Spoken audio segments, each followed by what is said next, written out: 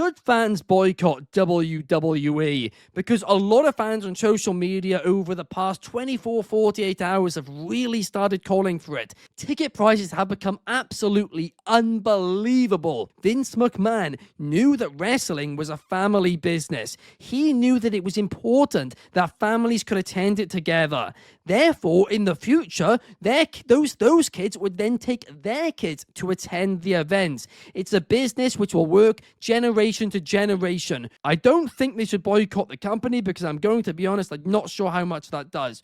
But what I think fans should do is boycott tickets. I don't think fans, hardcore fans, should attend wrestling events for a bit. Say, hey TKO, your prices are too much, we're not going to pay. And if the hardcore fans do that, it will affect WWE. Not necessarily visually, because they still will sell tickets, but it's hardcore fans at those events who spend the big money on merchandise, on those big collectibles. That is how they make a lot of their money. So if people stop attending, very simply, they're going to lower it. It's supply and demand. It's not rocket science, and it would certainly work. This one's a hard one for me to answer, Ben, because the reality of the situation is I went to Raw in Anaheim last week, right? And I paid the extravagant amount of money, not extravagant, but the higher price than I would have paid to go to Raw at the Honda Center in the past. I've been to multiple Raws and house shows and WrestleManias and Royal Rumbles at that building. I've been in that building a lot of times. But when it comes to the question, should fans boycott WWE?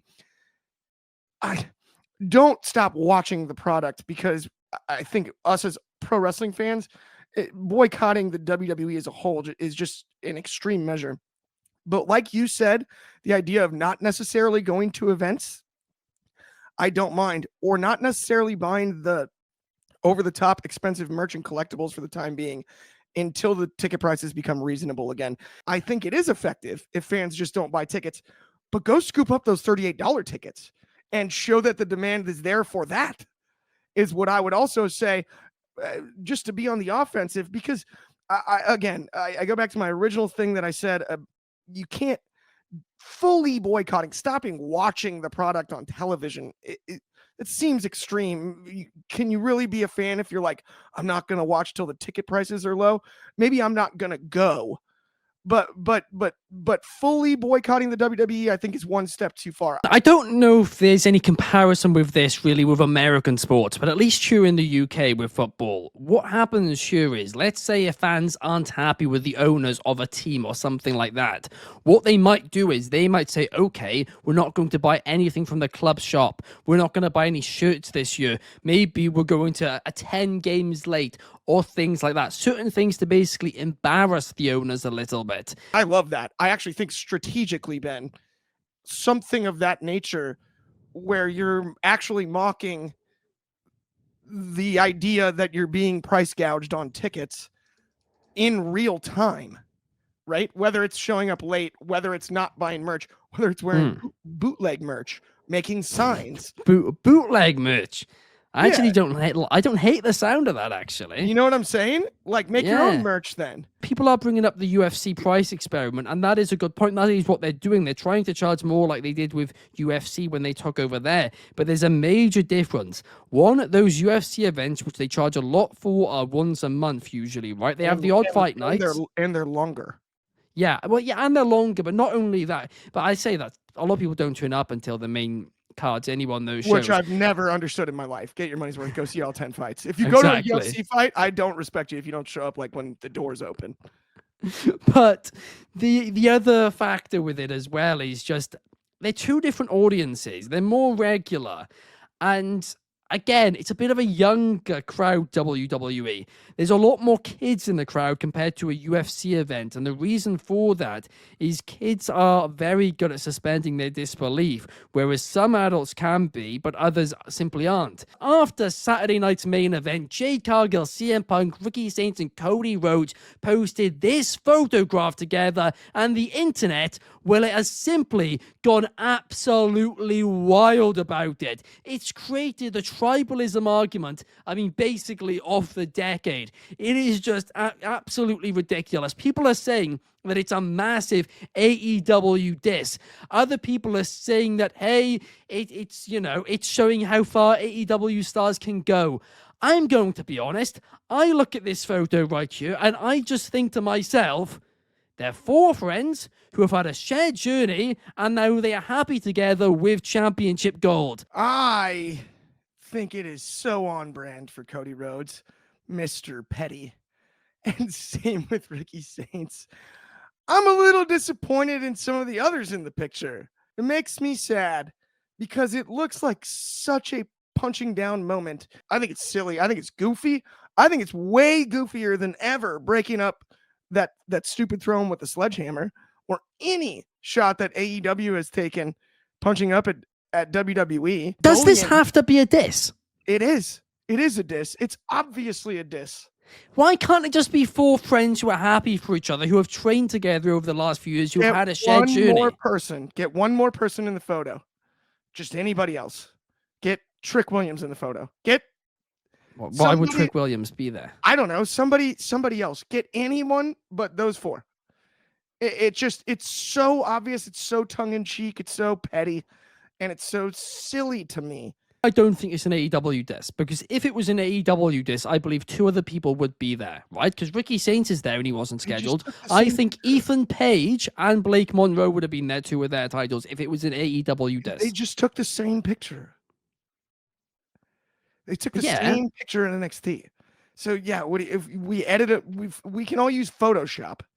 Absolutely. So in order for the diss to make sense, we have to be getting on Photoshop. Throw everything away. Podcast Victor is going to try to argue that AEW is not an underdog because it's a privately owned company by a billionaire.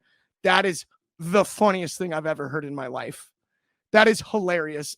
By the way, so is your point, Podcast Grifter, that they're actually the favorites, that they should beat WWE? Is that what you're saying? Because I'm with you there, man. They should beat them, right? I mean, they've got that big boy billionaire, huh? What? What are you saying? That is absurd.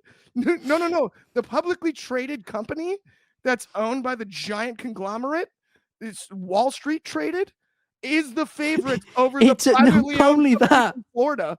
It's like not even sniffing. That is the worst comment, Podcast Scripter. We've been buddies for a long time you've ever had on this show. Not only that, Endeavor's now owned by the third biggest company in the world. Yes. That is basically so far off base. That is so far off base. It's hilarious. It's literally they're owned by a $1 trillion corporation if they wanted to in Silver Lake or whatever it's called. Honestly, I don't know. No, thank you, Matt Williams. WWE with the TKO deal is the gritty underdog. Yeah, they are.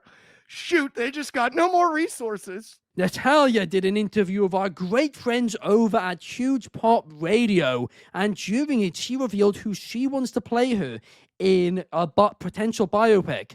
And one of the people who she named, and the first person which she did name, was Sydney Sweeney. She said that they've got a lot of the similar attributes to each other, as well as she thought her acting in her latest movie as a boxer was very good. So clearly she likes to get her hands dirty, and clearly she'd be very good at this. Clark, I saw that laugh. What is that laugh about you? Oh, just the way that you said that they're the similarities. Never mind. I agree. Her term was, we both have similar attributes. That was exactly what she said. Those aren't my words. Those are her words. I think it makes sense because of the combat sports movie aspect of this. Sydney Sweeney's proven she can handle the physicality and things like that. I think the book is delightful. I'm halfway through thus far, and I love it. Like, Natty is really, really, really great and a super talented writer. Matt Williams is having none of this in the comments, by the way. He's saying that Natty and Sweeney look nothing alike. Look, I mean, I'll just say it straight up, right? It's clearly what she meant. It's so clearly what she meant. They're both blonde. They both have certain things in certain areas. I mean, that's what it is. That's what she meant by it when it came to they look alike. But also, Sydney Sweeney can go when it comes to a physical, thing in a movie. Certain areas, that was the most nonchalant. Well, look, I don't know how more PC I can say it. Come on now, boss. Certain things. Yeah, no, that's what she meant. Come on, that's what she meant. Hey, certain attributes. We have a run-in to save us from this monstrosity. We have Desmond. How are you, Des? I'm here. Hypothetical biopic about Matt Williams' life. He wants The Rock to play him. Yeah, probably as accurate as anybody else. Yeah. I mean, he's only 6'6", 265. Just like Matt Williams, to be fair.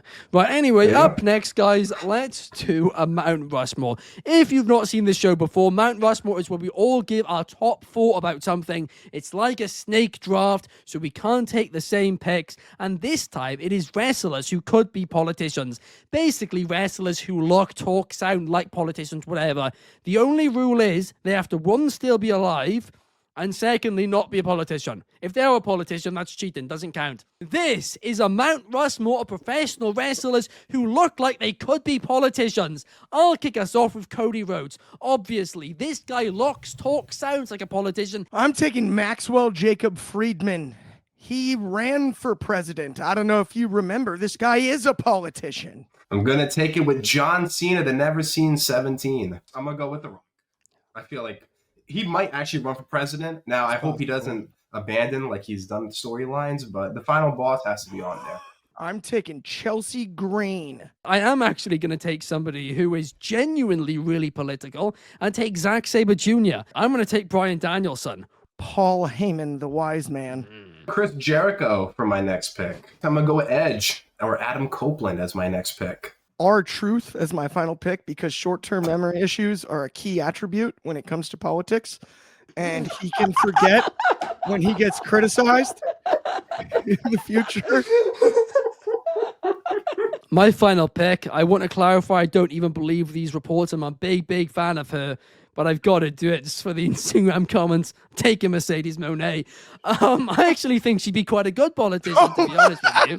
The reason I decided for this topic for today is because obviously New York has a new mayor, Zoran. And of course, Trump. He's the president of the United States, right? Mm-hmm. And they were getting into a little bit of Twitter beef last night. And I don't know if you guys know this, Zoran, massive professional wrestling fan. Trump, obviously a massive professional wrestling fan as well. Yeah. So I think, guys, there's only one way to sort this beef between the two. WWE. And that brings us to the end of the show, guys. Thank you to Des. Thank you to Clark. We will see you guys same time, same place tomorrow. Thank you so much for watching.